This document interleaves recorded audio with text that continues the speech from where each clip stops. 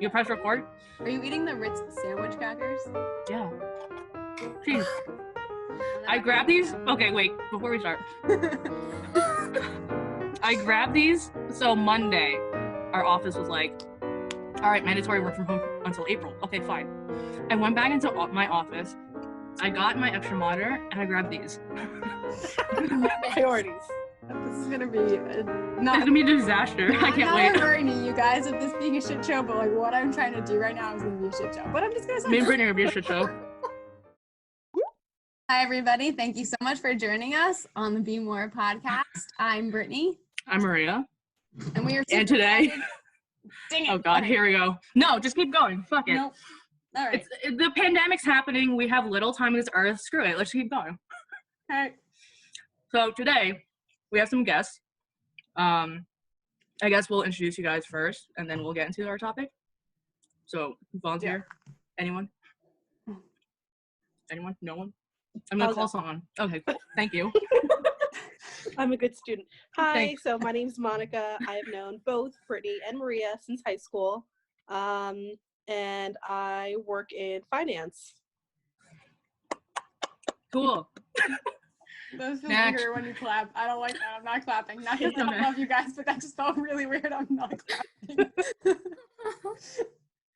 Sick. Next. So I'm Lauren. I've known Brittany and Maria since school days, and I work in government. I'm not gonna clap. No, we're not clapping. Can I like? I like the snapping. Yeah. Of course. Or the silent applause is fun. Ooh, Oh, that's okay. fun. Yeah. Look at this. We're already learning stuff, Maria. This is a great idea. This is great. I can't wait. Go on. There's a new person. Oh no, there's not. I lied. Keep going. Okay, then I'm gonna go. Okay. Yes. Sorry. Go ahead. Hi, I'm Megan. I also went to high school with Brittany and Maria, and I work in fundraising for higher ed. Nice. That's really cool. It's fun. People are from different areas and do all different things. This is going to be a very fun conversation. Also, I roast Brittany a lot during this. I'm sure you guys know, so don't mind. Which is no different than my daily life or any of the experiences we've ever had together growing up. So It's fine. and I It's let fine. millions of other people watch her do it. So You say millions. You say millions. It's barely 100. I'm speaking what I want, Maria. You're manifesting, right? Yes. Right. Okay. Megan, okay. you're gonna come join us every time because I feel like I need you on my on my defensive side. And then Monica and Lauren can come on for me. That's fine. I can deal with that. Let's be clear though. Monica and I have gotten into. We used to be like Yeah, choice buddies back in the day. So don't even. I don't take sides. Lies. That is a blatant lie, but okay. It just depends. It's situational, and that I can respect. Okay. In any case, Brittany, because I'm so bad at this, can you tell us what we're talking about today? Sure. See, now I told her yesterday, we did a test of this yesterday. Prior to doing this, I actually do a podcast for my dance business. And I'm like starting to interview people from like around the country to talk to. And I did one yesterday through Zoom. And I told her that the girl who I spoke to told me that she was like, wow, you're a good host and you ask good questions. And all I can think in my mind was you should see what the other podcast that we do looks like. And now Maria's going to take total advantage of that and try to make me be a serious person, which I only have Absolutely. so many strides throughout. I am delegating. This All is a right, team solid. effort. This is very true. All right. So our goal for the day is we want to talk about the situation we're in, which is ending up to be a beautiful thing because we probably wouldn't have thought to do this like on Zoom and using technology if the situation hadn't come to light. But we wanted to talk more about what's going on in like our community, what's going on in each of your communities and your families, and what's being like how you're being impacted by everything that's been going on with COVID-19. And I know, Maria, you just like were sending me stuff today that it's kind of escalating and we're getting to the point now a lot more things are getting shut down. A lot more people are going to be homebound. Yeah, just like non-essential businesses, I think is what the term is, Yeah. are shutting down for the foreseeable future. And also, I don't know, just like the norm in general is just like not the norm that we're used to. So I guess just how everyone's take is on that and how everyone's adjusting is also like the topic that we want to like discuss. Yeah. So, Like, how long are you guys home? for extended periods of time? How long? Yeah, like how's work life right now? Whoever wants to Yeah. jump in. Or the lack of work life. So I never usually work from home. I'm usually on the road for my job. Like I go to I travel. I travel a lot. I calculated my mileage for the past, like from July 2019 to March 2020, and I've driven like 4,500 miles. Wow. So always on the road. That's crazy. Yeah, so I never work from home. So it's a big adjustment for me to try to figure out how to be productive, how to maintain a like regimented schedule so that I keep, myself in check. So but I've been doing a good job. Like I wake up at a consistent time, work out, and then go straight into work, and it's been good. Good for you. I feel like that's definitely a big thing. Like regimented scheduling is something you have to manage in a totally different way when you're home. Yeah, I'm like not disciplined in that manner at all. Yeah. And like, Me neither. yeah, because I also don't know how to work from home much.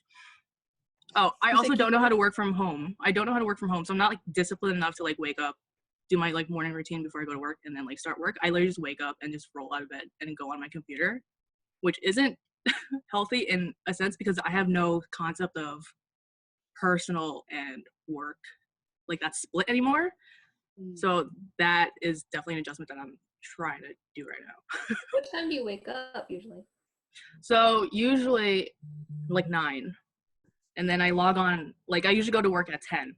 So but right now that I'm like working from home, I wake up like 9:30 and then just go right into it. So I think we have to set you up like a little a little situation where you can literally just like roll out of bed into your chair and just slide to your desk. stop. Get you an extra solid 15 minutes of sleep. When did you guys start working from home? How long has everyone been commuting? Monday for me. Monday for you? Yeah. And then we're mandatory until April 1st, but I don't know how long that's gonna, it might adjust. I feel like I'm the only one in a unique situation. I've been working from home for months. It's just like the way the nature of my job is. I don't really have to go in. And I got injured a few months ago, so I only been going into the office for like a meeting here or there for like a couple hours because I couldn't. So I'm like, to me, this is like status quo. Life is normal. Everyone's freaking out around me. I'm like, I work from home every day. It is okay. I promise. So I have a different situation. I think to me, it's just and like, it feels weird, but it's not that weird because I do this all the time. Yeah. Yeah. What's your office like? Is your office still open? My office is actually still open. We're essential because we support like everyone in the banking and financial world. So like we still have to be open. But my line of business has been home since Thursday. Oh. Okay. Monica, do you feel like you're like, do you feel like anything is happening around you and you're like in the middle of chaos at all? Yeah, I feel like it's so funny. I'm so fed up. So like we have a billion all hands calls like with my team and then the broader team and the broader team. And I'm just like, I'm so sick of these calls because nothing really changed for us. It's like for us, it's like kind of the same. The only difference business is as usual. We do like my team, not me, but my team delivers a training where we travel, and we used to go. Obviously, travel stopped, so we now have to figure out how to do an in-person experience for a week virtually, which has been like the nightmare that we've dealt with all week. But I mean, to me, it's like, all right, it is what it is. We're used to change, so like it's not the worst thing in the world. But like the working from home experience, I'm like when everyone's complaining, I see all this memes. It makes me laugh because I'm like, this is every day. You have to learn how to have a schedule. Like you're in charge here. And you know what's funny? So I actually went to Monica's house. Was that last week? Yeah, I think it was last week. To like work, like I was at a client site in the morning, and then I didn't want to go back to the office. I was like, I just need to like go chill at your couch, or whatever, and like work a couple hours. The way that you work from home, dude, is so lax. It is, but I get everything done. It's so you funny. do. So, like, no, it's like she has Netflix in the background, and we're literally just on her couch, and then she's literally just doing work. And I'm like, I don't know how you fucking do that. I can't do that. That's very impressive. Yeah, really. It's super impressive. It's really bad. I used to sit at so I got a desk. I have like a standing desk with a second monitor. Like I have a whole setup. Yeah. But I've moved since I got her. I moved to my couch, and I just can't get myself back to my desk. So, That's fair. I just ordered one of those standing rolling desks. I cannot wait. Yes. I'm so Good. excited. I'm a little bit like, speaking of like going from the couch back to the desk, I'm a little bit like, how am I supposed to? So I've been home since last Wednesday, Okay. Wow. and they told us that we're not going back until May 15th. Holy shit. We're closed for a whole semester. Wait, and you were doing, oh, yep, that makes sense. Fundraising. Yeah. Okay, yeah, wow. So I'm like, how am I ever expected to go back to the office? Right. Yeah. Because now this is gonna be your new norm. Yeah, exactly. Thank you. Yeah. Yeah. Dang. But I feel- how is I feel that? like that's me. When I go into the office, it's like a whole. I'm like, how do people do this every day? Because I work from home now Yeah. all the time. I'm Yeah. like, wait, you want me to do my hair and my makeup and get ready and get into the office by 8:30? Right? And That's I have to, like, crazy. see people I and feel interact like with them. it's totally going to change the precedent of the way people, like, their expectancy of what the work life is going to be, because the second you create space for people to say, oh, I get to like have a home life and have a work life at the same, like I actually get to have a life again and I don't have to give you all of my time and drive to the office, it's going to change everything like for the future. I feel like there's going to be a lot of like reworking and strategy that has to be done to be able to keep people happy if they now know that they have the ability to do this and still get paid.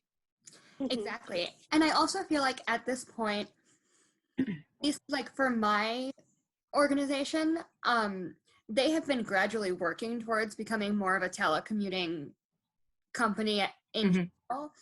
And I feel like it wouldn't make sense to enact all of these capabilities and policies and then walk them back because of price. Yeah. Right? Like, Agreed. that It feels- just doesn't make sense. yeah. Yeah, agree and with for that. all of the physical like manpower and effort and probably all like the financial backing that has to go into making this transition, like you can't go backwards. You're gonna end up losing money. Exactly. And just like the morale of your Piss people employees. off, right? Piss Like- people off. Yeah, because like if you can clearly do it in a pandemic, you can Yeah. clearly do it in normal like everyday life. So why Right. would you go revert back to something that like something at this point archaic? I feel like a lot of companies are now leaning towards flexible work from home hours anyway. Yeah, which know? I think is just going to bring up like a question that we really want to talk about anyway. Like, what do you guys see the post-pandemic life? I mean, for Jesus. like maybe like yourself or yeah, that's right. I said it, Maria. Okay. You're the one who reacted, so I'm calling you on it. Sorry. Like yourself or like your field or even New Jersey, because I feel like this, like the tri-state area, the way that we work and the way that we live is so much like faster pace. It's so much like more just constant movement compared to other people who are like, oh, we're not going to work, or like I live out in the middle of nowhere and this doesn't really change my daily life because I never see anybody anyway. Like, what is this how could this potentially alter like our lives at the end of this, like being in the state and being in our fields? I mean, I hope it like slows people down, and like definitely like I want to touch upon this anyway later on, but like everyone's mental health at this point is getting compromised because of like this isn't the norm. And like I went outside yesterday and drove to go get Animal Crossing. To just risked Now it I all. have to come over just to watch it. It's funny. But like there was no one on the road. Like it just seems like weird. But like I just feel like after all this is said and done, I just hope that people are like slower in pace around this area, because like it just seems, I don't know, it just seems weird. Yeah. That's just my hope, is just like people just slow down for a second. Yeah. And I think the biggest thing that I see, it's so funny because I don't see people driving their cars or sitting in traffic. When I go on like take a walk, I see a lot of people outside, which is a nice thing to see. And I think you're right. I think that not only, I think it's going to start to open the door for us to being able to realize like, oh, I get to work from home. I'm happier now. Right. So like being able to adjust and see that what kind of in like work environments we're creating that are possibly causing pressure and anxiety and making people unhappy without being aware of it. But I think my favorite thing about it, even though it has that like scary concept to it, is that people are like, oh, I actually have to take care of my wellness. Right. Or Yeah, like, literally. like my immune system is crap because I eat garbage and don't take anything to support myself and don't do anything to like maintain my physical wellness. And now there's a virus out there that is attacking people who like, don't have that. Now I actually have to do something about it, because if I don't get active in doing it, there's no medical like quick fix. There's no drug that I can that's going to help me. I actually have to do something. Right. So I feel like that's the only like a good potentially like positive thing that could come of all of this, despite the fact that, you know, we have people are sacrificing their lives every day, like your mom, Maria, and like and Lauren's parents. Lauren, your parents I didn't remember that. Right. Like, yeah, like I was like, Lauren, or is this like the Filipino stereotypes that I'm just putting up on your parents right now? Pretty much everyone is a nurse. Like my fiance is a nurse, his mom is a nurse. Like your fiance. Yeah, and like just people who are doing that, and like anybody who like I know like the people who we were just talking to somebody today who works for a bank, and like I'm happy that you brought that up, Monica. Like people who are in finance, people who are considered like essential businesses, like Dan manages a pharmacy, so he's in there every day. Like he still has to go in. And even to the point, this is what I wanted to tell you the other day, they're like pushing the standards and making sure that people are like meeting the like social distancing. So he had to, he and his employees yesterday had to like blue mark the floor, like all over the store, to be like, you guys cannot, like only one individual is allowed within each one of these blocks. Wow. Like people are doing a lot on the outside to help make sure that we can actually get through this and aren't spreading it more.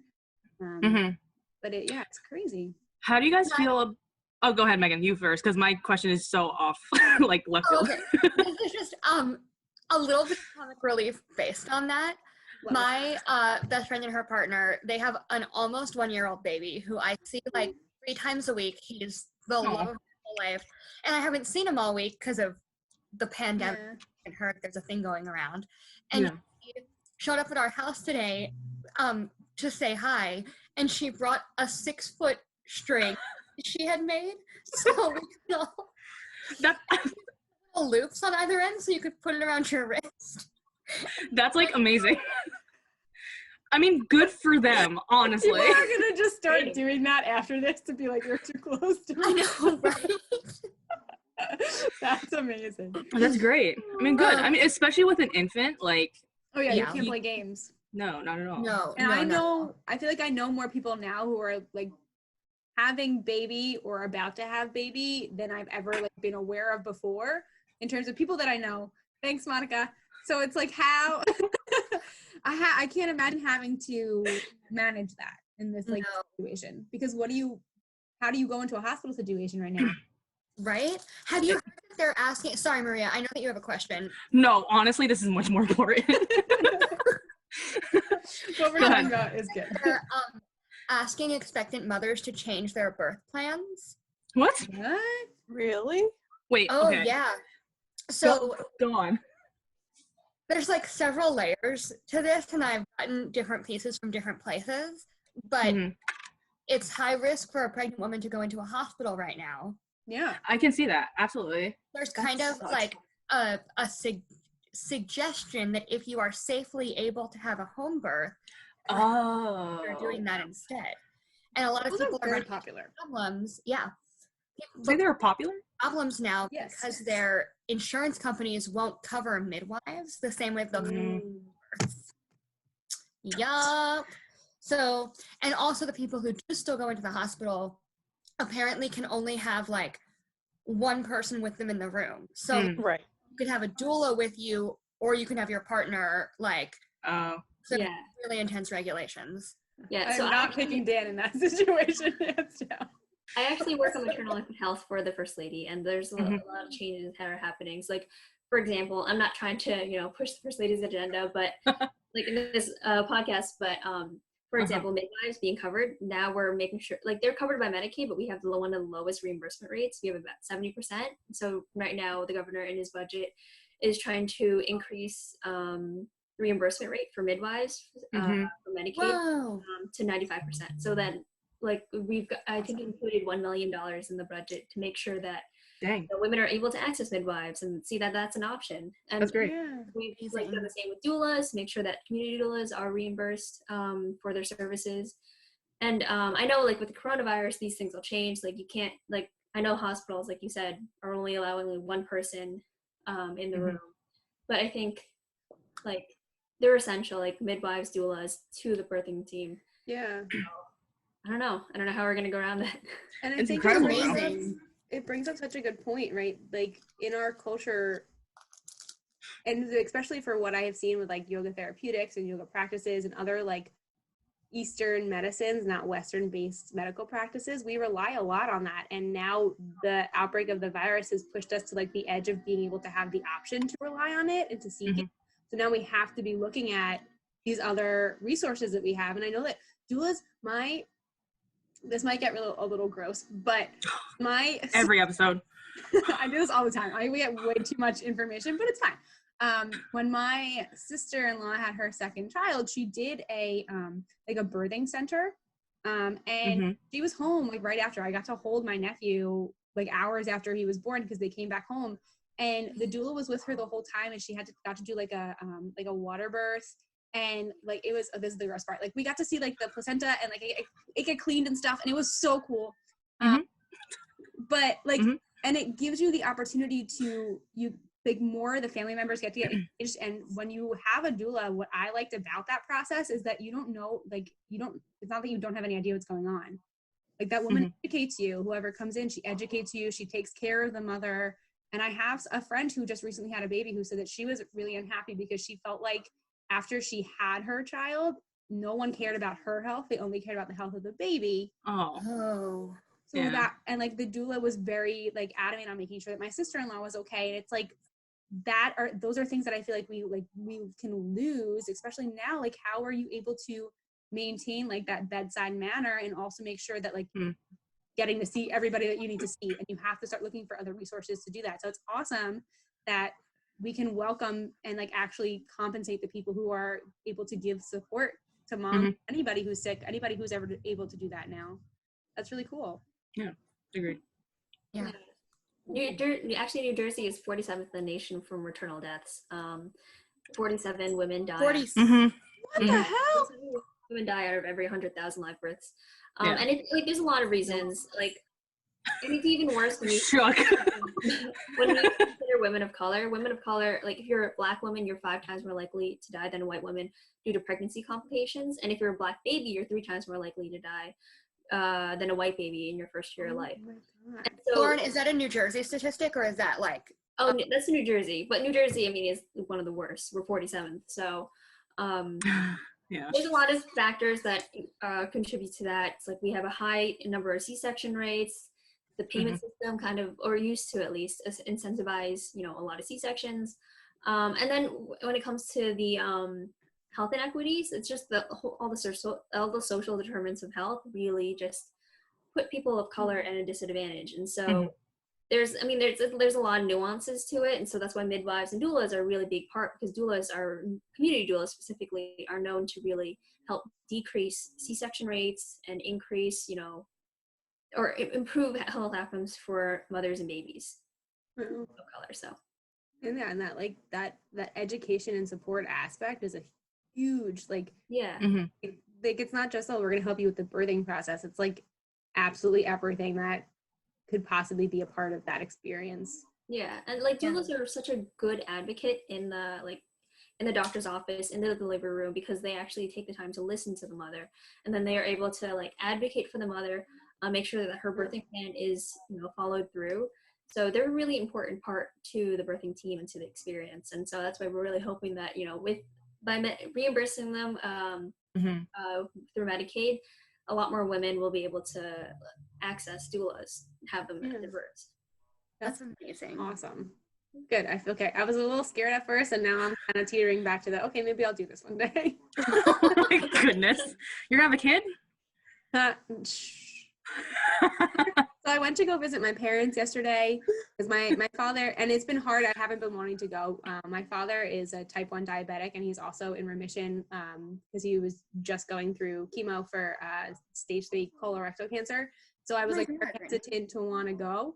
And I went, and my mother had to show me we did like a photo shoot of our family like a couple of months ago with my nephews and everything. My mother had to show them to me. She's like, it's been 10 years since we've done this. And she was like, so I'm thinking if we do another 10 years, before she could even finish her sentence, I was like, absolutely not. I have grandchildren for you. I was like, you're going to be waiting much longer than that. And she was like, how'd you know what I was going to say? I was like, set it up any nicer, Mom. Let me get it in the park for you. Oh my goodness. She's not happy. Well, don't worry. all those like college kids down in Florida partying. Like, how do you guys? Monica is rolling her eyes like she might have died right now. I'm so over them. I'm so over them. Go on. So they closed most of the beaches in Florida. One of the beaches they did not close is Clearwater, which I'm used to going to. My dad has a condo down there, so I've been there before. Yeah. And I just cannot believe that they're still open.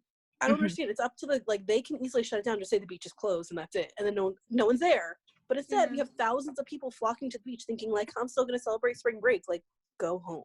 Stop being a dummy. Right, because you don't know who around you has like an underlying like condition, and they don't like want to advertise it out, so they're just partying. Like, there's so many factors. I feel like You're just putting everyone at risk for no reason. Right. It's not Why even don't that. they care? Well, I mean, that's the let's talk about the Let's talk about that. complex of being a 20-year-old. Yeah, let's go back to that mind frame.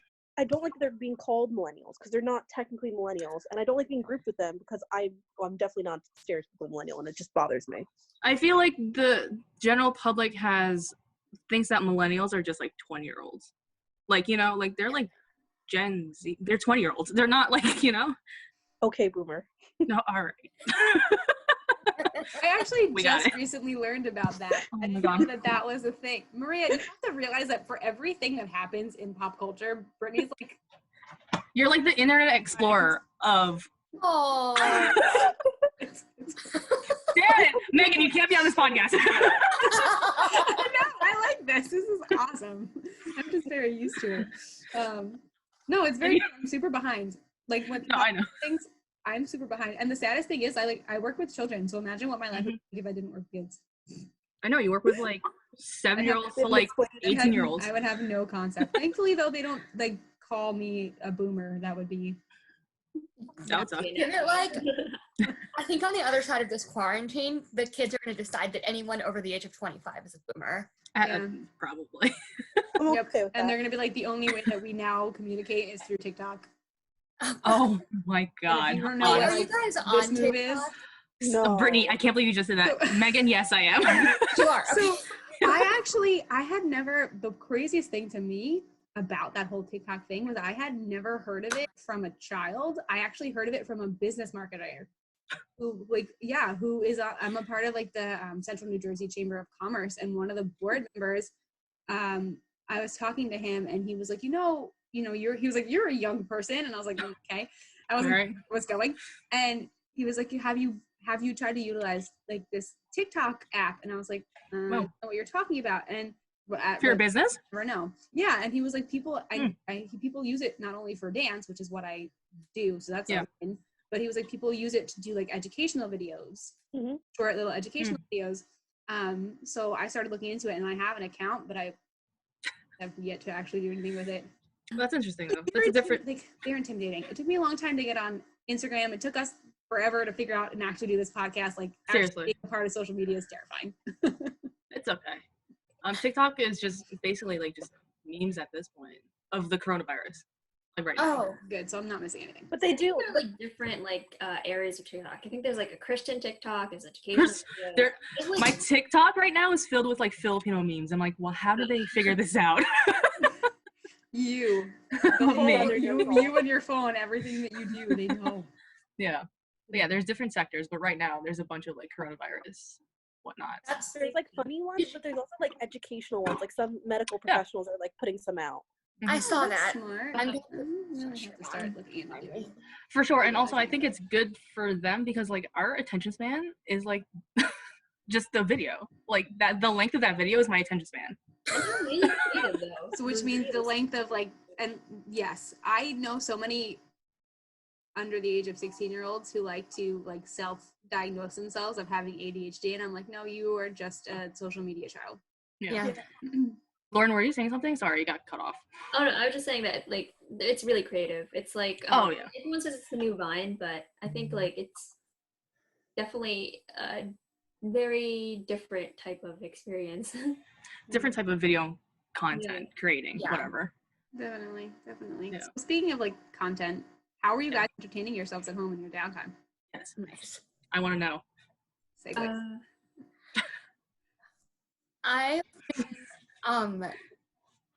I volunteer with a nonprofit arts organization. Oh, sick. It's really cool, but one of the projects that we're doing is creating an oral history archive of the homeless population in New Brunswick. Whoa. So yeah, it's pretty cool. So I've been doing transcription work, like I feel like around the clock for the past days, and my ears are very tired, but it's a good way to like pass the time. For sure. I mean, that's better than probably what I've been doing, which is napping and playing video games. I've been napping a lot. I feel you on that. Yeah. Naps are good. Yeah. How do you find the people to do the interviews for? Like, how do you go to like shelters, or I guess other people that work in the organization? So the organization has several community partners around New Brunswick, and what the organization's mission is to connect artists with social advocacy groups. So there's one here in New Brunswick called Elijah's Promise, which is I don't know if you're familiar with it. It's a food kitchen, or like a, it's not really a food pantry. Yeah, it's a kitchen. And they also have a culinary school, so they'll like if someone from the community wants to learn to cook and become a chef, they can go through school at Elijah's Promise, which is really cool. Oh, that's pretty cool. But they're one of our longtime partners, so we've been working primarily with them because they have obviously very well-established relationships with a lot of members of that community. Wow, that's awesome. Your time right now is very fulfilling compared to mine again. Megan, you're doing great work. I applaud you. Thank you. I'm like, besides that, I literally just spend the rest of my time looking at my phone, feeling overwhelmed with the state of the world. So yeah. I feel like now more than ever, even though I say this, but I'm not practicing it, we should get off of social media, just because the anxiety of reading just random news articles or just like random tweets and TikToks and whatever, like more or less like causes my anxiety to go up for like, and like I don't even notice till afterwards. I'm like, why am I so anxious? Oh, it's because I've spent like 2 hours on like social media just reading about all this stuff. yeah. So, but I say that, and yet I don't practice it. I'm just saying, maybe a note to myself for tomorrow. Yeah, at this point, it's like you are habit. Yeah, I feel like I've been listening to like stand-up comedians on Netflix, like some of those stuff to like just laugh and unplug, or take walks, or do puzzles. Or I plan tonight. So some museums are offering free online tours of their museums. So I plan to do one of those tonight. I'm going to sit down on my couch, maybe have a glass of wine, and watch a museum tour. Are they doing that? Are they sticking GoPros on those penguins and just like? I have no idea what they're doing. I love those penguins. I haven't seen them, but it's probably adorable. But that's actually a solid idea. Leveraging the animals that you let roam, and they're just gonna be like. Oh my god. Someone should do that as a TikTok. I'd sit there and watch that. Of course you would. You just did like a boomer, Brittany. Hey. Yeah, seriously. Yeah, it's too long for a TikTok. Wait, what are they, like 7 seconds? Oh my god. I don't know. Okay. That's cool. I like that idea. I do too, honestly. I recommend it. I've been doing a lot of Netflix parties. Oh, I mean, doing a lot. I did one Netflix party last week. I plan doing more, but it's a lot of fun. Like synchronizing everyone's like Netflix so that we can watch the same movie at the same time. Cool. And I've been playing a lot of like online games, like Codenames. Like have you ever played Codenames? Mm-hmm. So it's like a party game, but they have an online version. So if you do Zoom with your friends, then you can all play online. Super cool. That's cool. It's a good like fun bonding. I would say things like this, like Zoom and like Netflix parties and all like the apps that we have now, like social distancing. I think Brittany, we were discussing this before because social distancing isn't like the correct term. Like it seems like because with this stuff, like we're still like being social. Despite like you were saying something the other day, Brittany, and I was like, yeah, I totally agree, and then I completely forgot right now. So I had on Tuesday, because it is tax season, yay. I was in with don't remind me.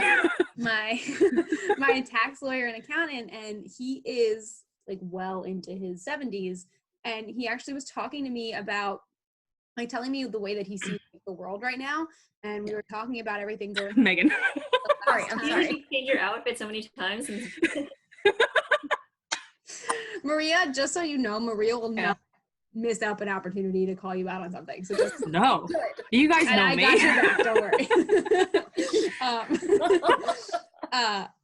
So he was telling me, he was like, I can't remember, he's like, I've never seen anything like this in my lifetime, but the only time that I've ever seen or heard of anything relatable was the 1918 flu pandemic.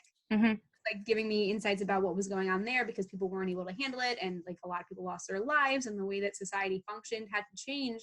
And he was saying, but the one thing I don't agree with what is like being put out there is the fact that they're talking about social distancing, because he was like, I am not very comfortable with it, but I've been on like a lot more phone calls than I've ever been on, and I'm more connected with people now because of this. Like, I don't feel like I'm socially distanced from anybody, but I'm more physically distanced, and I feel like that's the terminology that we should be utilizing. And I was just like, this older gentleman is like very intelligent. I'm happy. Yeah. Texas. The boomer that you related to. Yeah. Yes. I like him. Whenever I go to visit him, we have very nice conversations. Your tax lawyer or accountant? He's both. Oh, okay. Wow, He's a Good tax for him. lawyer and Slash accountant. that's very efficient. yeah, Honestly, yeah. If you're gonna do my taxes, I need to trust that you know what you're doing. So I was like, this is a gold. Fair. Yeah. I like that. I agree. Is anyone, for example, for me, this call, I was gonna say, is anyone else talking to people that they really haven't? I feel like I've made more phone calls, like and more FaceTime calls, and it's the same people, but we're just like now FaceTiming as opposed to texting more, you know. I think sorry, go ahead. Lauren, go. I think in my like field of work, like things have slowed down for me because, of course, like everyone, like I work in government, everyone's focused on the coronavirus, so my things that I'm working on have taken a back seat naturally, of course. So like in my world, like I think we're still trying to figure out like how we're gonna move forward in our like things that we do. So I think a lot more people have a lot more downtime, so we've been able to like start a lot more of these like conversations that we've kind of have been sidetracked because we're so busy in our lives. So we've been reconnecting with a lot of people and connecting with even new people online. So it's just, I feel like a lot more sociable now that I'm stuck inside. I can agree to that. Social blossoming, not social distancing. Yeah. Physically distanced, socially blossomed. Hashtag. Yeah, redefining. Go ahead, Monica. Tell us your thing. I was just gonna say, so like for example, so I see my childhood friends. We see each other like a couple times a year, but because of this, we've been like texting a lot more. We have a call similar to this tomorrow just to like hang out. Like we were supposed to meet up in a couple months, but like we don't know if that's gonna happen. So like let's get on this and just chill and hang out. And then, for example, so like I mentioned, I work from home. A majority of my team works from home. So my manager said she's feeling a little lonely. So on our call on Monday, let's all get on our webcams and like be a little bit more social, even though we have this call every week. She's just like, well, I think it would be like enjoyable this time if we get on our webcams. And I was like, okay, I can do that. Yeah, even at my firm, like I want to say like almost 100 of us were on a Zoom call the other day just to like see everyone, and it was like actually really enjoyable, even though it was kind of like, it was like the weirdest thing, like you don't realize how much like socialization you get like in the office until like you're like forced to work from home, you know, because like usually like I tend to be, well, the older I get more extroverted, but I tend to still be like an introvert, so like I didn't know that the lack of going to the office would affect me this much, basically. I only go to socialize. Say that again. See, it's really weird when you work from home. that's not surprising at all, knowing you, Monica. So Stop. I'll like go in, like the day I schedule to go in, I have to have no calls on my calendar. I'll just go in to be like, all right, I have in-person meetings and I'm just gonna like walk around to people literally ask me, do you still work here? So like I feel like I need to go in to show face. Oh my god. That's amazing. So I go in. So we're flipped. Yeah.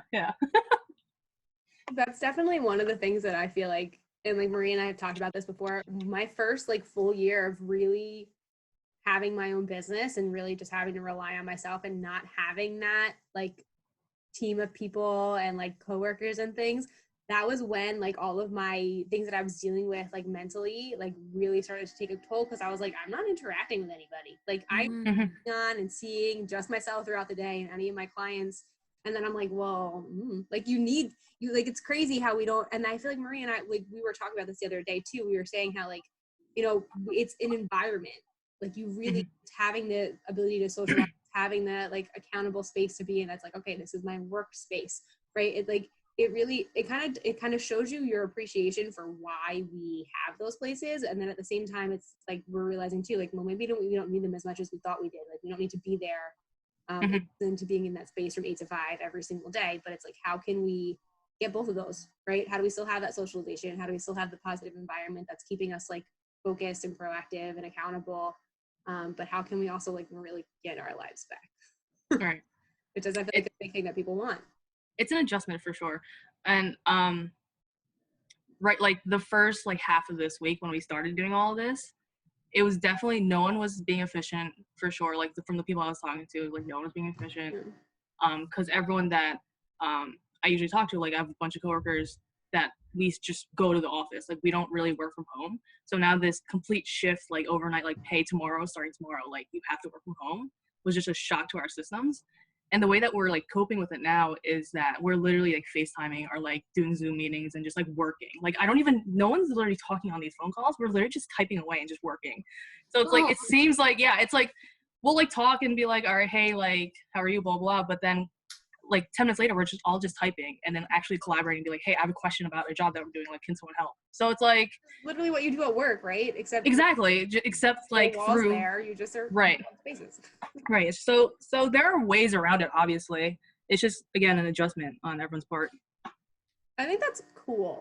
Like, yeah. Like the, like having Zoom, having different, like Microsoft is coming out with, like has a platform now for doing this, like having the different, like work environment, the digital work environments, the online ones, like it's super interesting, right? Yeah. That you could walk, like there's a place in the city that is like this inside, but it like is a replica of being like in an outdoor park. It's like this weird thing, but it's like a work environment, so people can go in and like sit down and feel like they're outside, right? It's all like naturally lit and like fake grass and everything, and all of these like cute little coffee table boutiques.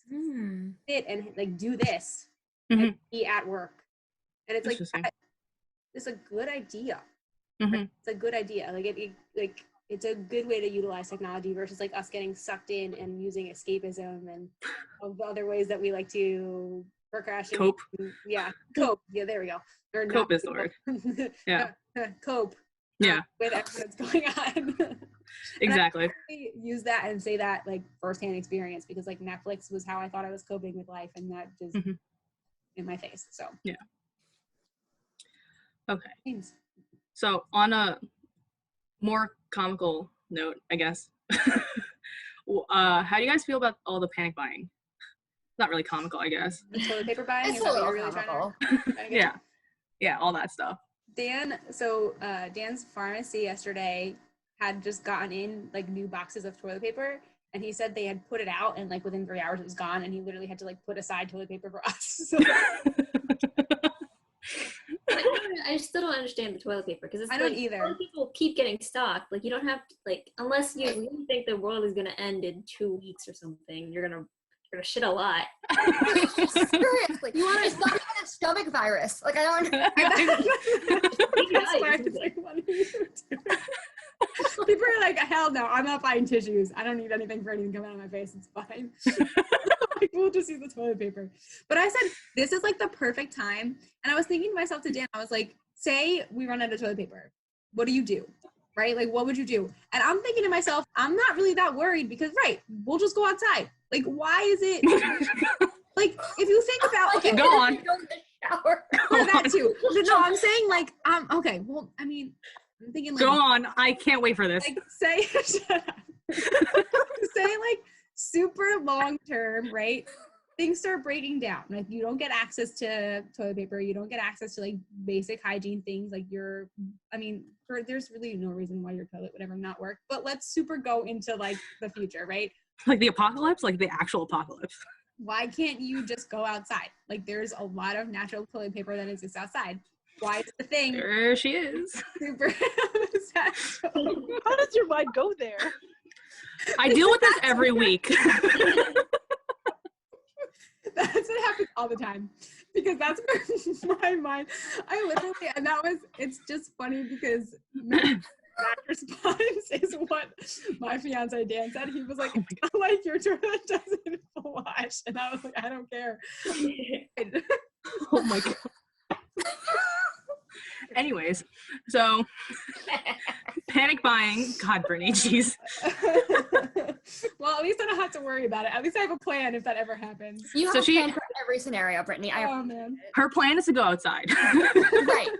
In every aspect, every answer is just go outside. As if when It we're worked. in such a It's bad worked. place that we don't have access to a shower, our main will be, but where will I go to the bathroom? Oh my God. Oh my God. And Oh, the funniest part of that whole, I think that's the reason why my brain goes there so quickly is because Dan and I recently had a situation where we couldn't use our bathroom or any of like the water in our apartment. Yeah, you did. Yeah. Because our sewer injector broke, and like literally Lauren, talk about like people are shitting, like just shit. It was bad.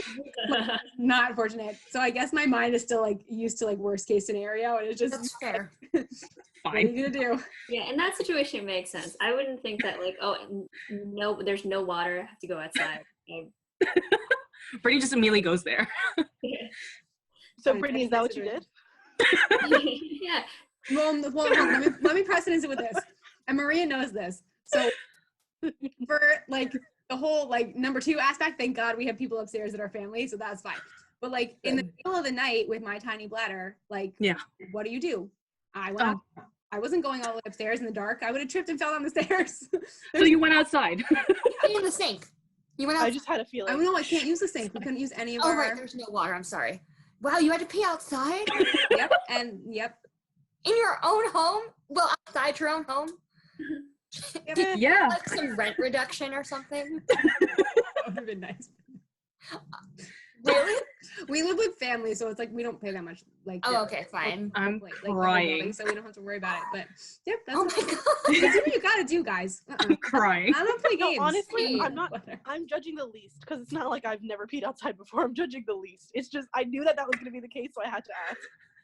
Well, no, yeah, it's like you only asked me the question because you knew. Because you knew the answer. It's cool. You guys, I'd say I don't care. I mean, this podcast, the things that come out of Anything goes. the podcast, it's whatever. Yeah. It's whatever. Any other thoughts on panic buying? Jesus. I actually have a thought. Yeah. This is like, I don't, but it is a thought that occurred to me, which is, so, God, how do I say this? I have Mhm. physical illnesses, right? Like Yeah. physical illnesses. Mhm. So I've spent years needing to buy in advance, anticipating times where I would be like unwell or, Okay. Yeah. you know, needed to prepare for something like a procedure or whatever. And so when I was like, oh, okay, so there might be something that makes you ill and you can't leave your house for a few weeks, it didn't require too much of me to like walk through the store and think about the stuff that you would need to stock up on for that. Mhm. I've done it before. And so that's what I'm thinking of, seeing people panic buying. The only thing that most people have to buy for in their life is like a snowstorm or a hurricane or something. And I think that we're prepared for like when when something is happening to you, how do you prepare for that? You know? Right. I literally just lost my train of thought. I was literally gonna say something and then I lost it. Honestly. I've been having I had a really interesting experience with panic buying just because I go vegan religiously for certain periods of time. Now is one of those times. So I went to Whole Foods, not like the craziest thing, but I went to Whole Foods for tofu, right? You would imagine that Whole Foods has tofu. God. Any store in the world has it, they have it. Out. I mean, the whole section's just non-existent. And I was just floored because I don't buy it all the time. I only buy it when I need it, whatever. And I was just kind of like, well, what do I do now? Go to your And it was local just, Asian supermarket. I don't have one in this area. Which are being closed down and being built back up by Big Lots and everything. So that doesn't really help. Oh my god. But it's just, Oh God. but I guess because I had been looking and stuff, an article popped up about why Trader Joe's and Whole Foods have been hit more so than your average ShopRite and so on. I've been going to a few grocery stores, so that's true. And it was like talking about how if you think about it, the common people who shop at Trader Joe's or Whole Foods usually are higher income people who can afford to spend compared to your average grocery store who cannot, or right now because of either losing work or whatever situation, they may not be able to even afford to buy food at this point or think about that option, which is why a lot of those stores are just straight empty aisles. Mm-hmm. So I had seen this TikTok about this woman who was trying to buy diapers for her kid, but she can't, like, she can only buy like one pack of diapers at a time. So like she can't afford to buy 20 or so at a time. So she has to go to the store when she has the money or when she has the time. So it's like, that's a perfect situation or a perfect example of why you shouldn't panic buy, because even if you have the ability to, some people don't. And they're wiping out the supply, so they have to wait until the next shipment comes in. It's just, it's so selfish. I think that above all things, like all the things that we've talked about, like this pandemic has like really forced people, like, we know that it's a very quick spreading virus. Like that's what makes it so unique and different from the flu.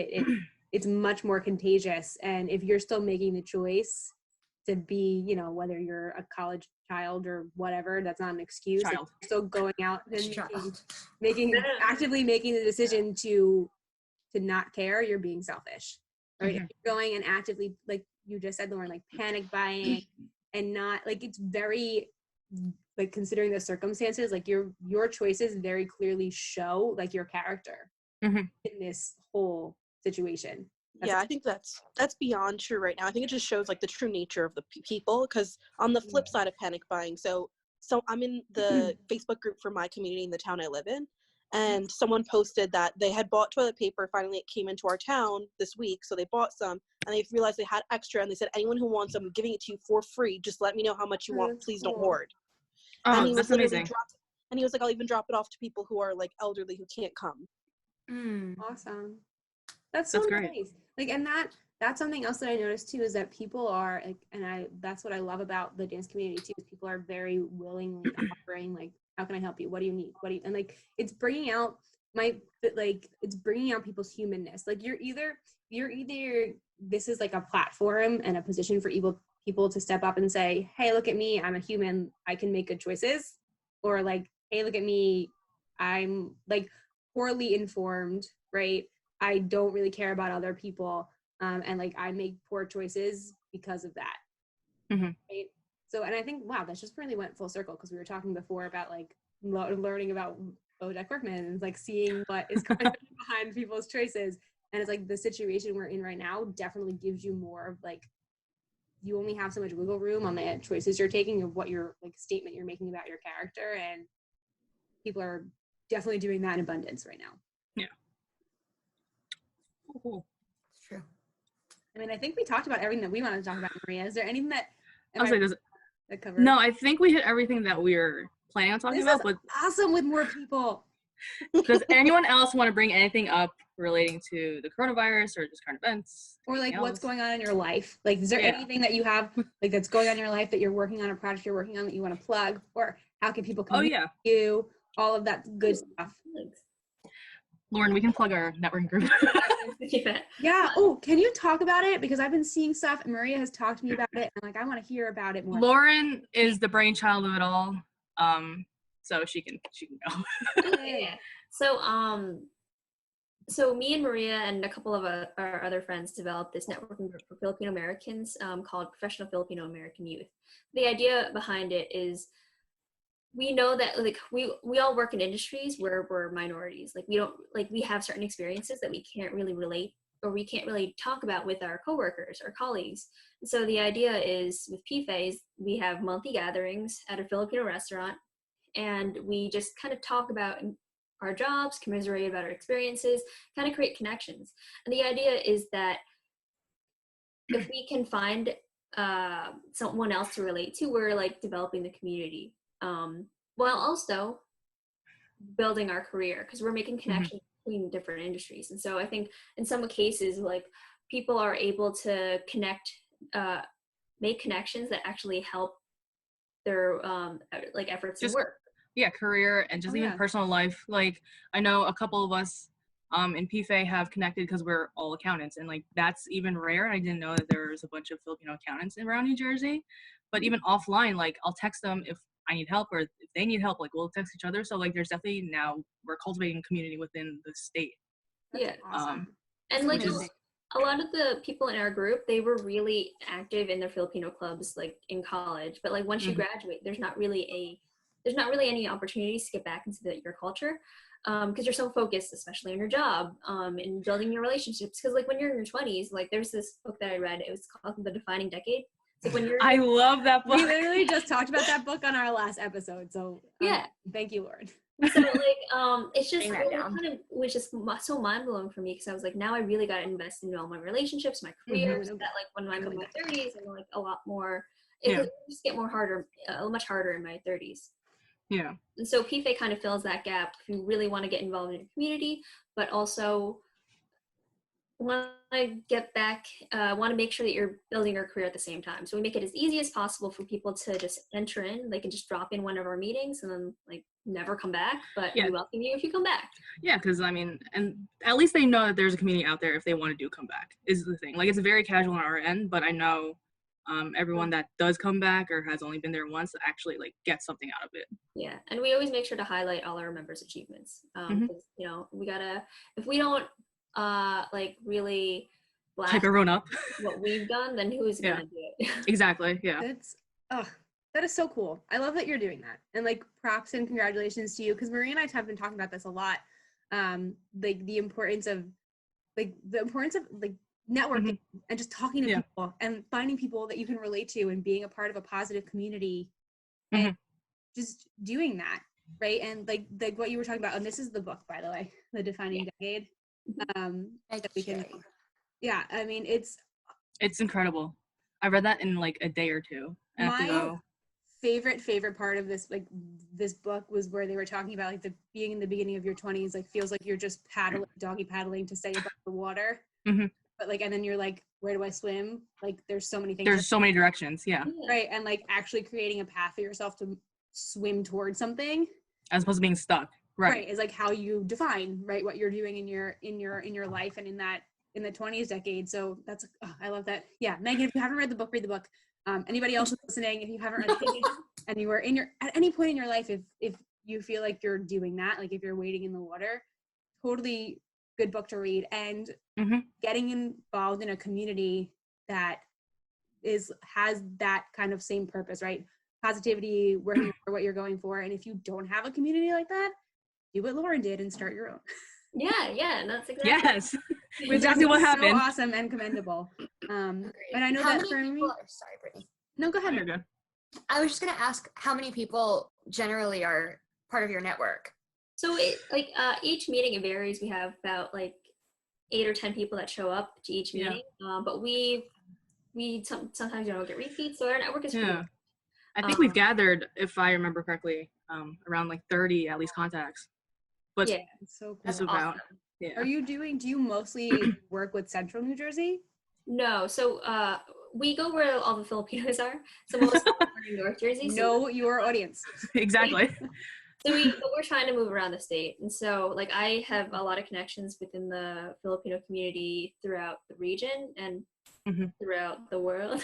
You do. No, you really do. Yeah. So like I try to make sure to like spread the word about PFAY so that like eventually like people will hear about it and think like, oh, if I have an event or if I meet a young Fil-Am who might be interested, I can just pull them in. And like we want to attract really ambitious people. So always, yeah, because like it kind of goes off what you said. Like when you surround yourself with people who have the same mindset, then you feel so much more inspired to achieve your own goals. Totally. So we're trying to create that community throughout New Jersey and then eventually the world. Fingers crossed. That is super cool. Okay, I'm going to talk to my my chamber president for Central New Jersey, because we just like expanded and see like what she knows and like potentially get you guys connected, because I know that we went from like being this really small chamber to like we're like the Central New Jersey chamber now. That and thinking of people that I know that I see at our chamber events that would totally like overlapping and being a part of a chamber, Community. like a culturally based community that like you can relate to on a totally different level aside from just business and still have that positive environment. That takes it, like that takes, you said, like your investment and what you're gonna be able to get out of it to a whole new level. Correct. Yeah, we would appreciate any of Yeah, that. that's Absolutely. really cool. Okay, I definitely have to get more information from you guys when we're done with this, and Mhm. we'll figure out how we can merge all of that together. Yeah. All right, cool beans. So I see that Zoom is telling me we have under 4 minutes. And now Anyone else? Final Zoom doesn't thoughts, like me remarks? anymore, which is not gonna It's be good. fine. It's okay. I At least we need did it this. for like the rest of the week for figure it out. You'll figure it out. But any other remarks, comments, general things? Wash your hands. Stay home and wash. Yeah. Good. Stay home. What is the name of the organization that you're volunteering for? You should plug that. Oh yeah. Oh, thanks. That would be awesome. Megan. It's called coLAB Arts, and based in New Brunswick. And check us out at colabarts.org. I'll put everything in the description. Don't worry. Okay. So Megan, just like Monica's laughing. This is legit, Monica. Excuse you. As legit as It can get. possible. Megan, if you send me the stuff, I'll put in a link. We'll blast you. I'll put our Cool. PFAY stuff, Lauren. Super cool. Anything else? We good? No, I think that's it. Thank you guys. This was Yeah. Thank you so much. You guys. like have been figuring it out, but like Yeah. getting to talk to, not that I don't love you, Maria, but getting to talk to other people and like get your perspectives just makes the conversation so much more layered and interesting and just fun, especially with everything going on right now. So thank you guys for taking the time out and hanging out with us today. Yeah. No, Thanks, this guys. was really fun. Thank you. Yay. Cool. Let's do this, Lauren. Really cool to see you all. Yeah. Seriously, Megan. Oh, This is an Real experience. this is the real fun high school reunion that everybody who attends Wishes. wants to be in. Yeah. Right. Yeah. All right, guys. Well, All right, cool. thank you. And thank you to everybody who's listening. We will catch you guys on the next episode. Stay safe, stay healthy, and we'll talk to you soon. Peace out. Bye. Guys, bye. Goodbye.